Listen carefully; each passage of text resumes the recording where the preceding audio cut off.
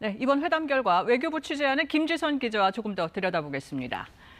김 기자, 정상회담 성사를 위해서 우리 정부가 많이 강제동원 문제에서 양보를 했으니까 이제 일본이 호응할 차례다, 이런 목소리 높았습니다. 일본이 내놓은 건 뭐라고 봐야 할까요? 사죄와 배상 문제에 있어서 기존의 일본 입장에서 더 나아간 부분이 없습니다. 네. 기시다 총리가 1998년 한일 공동선언을 직접 언급한 게 그나마 추가로 나온 발언입니다. 하지만 곧이어서 역대 내각의 인식을 계승한다라고 뭉뚱그렸습니다. 피해자들 배상 문제 뭐 얘기 나온 게 없습니까? 기시다 총리가 직접 배상을 언급한 것도 없습니다. 네. 양국 정상이 미래 기금을 발표했는데 거기에 일본제철과 미쓰비시가 참여한다는 보장도 안 돼 있습니다. 그렇다면 이번에 한국이 얻은 건 뭐라고 봐야 할까요? 강제동원 문제에서 구상권 청구 안 하겠다고 했고 지소미아는 완전 정상화를 선언했습니다. 네.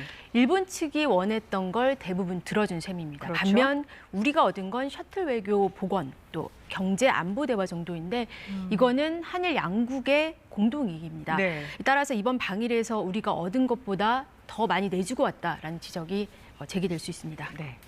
지금 대통령의 강한 의지로 한일 관계 개선하고 또 한미일 공조 강화하는 방향으로 지금 추진을 하고 있습니다. 정부 구상대로 계속 갈 수 있을까요?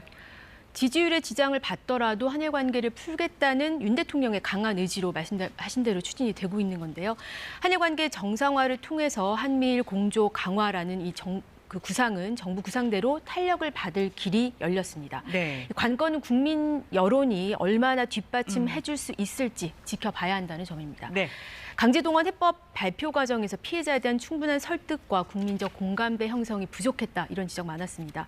여기에 국민들의 반일 감정을 재점화했다라는 지적까지 나오고 있습니다. 이 국민 지지를 받을 수 있는 동력을 모색해야 하는 과제가 정부에게 주어진 셈입니다.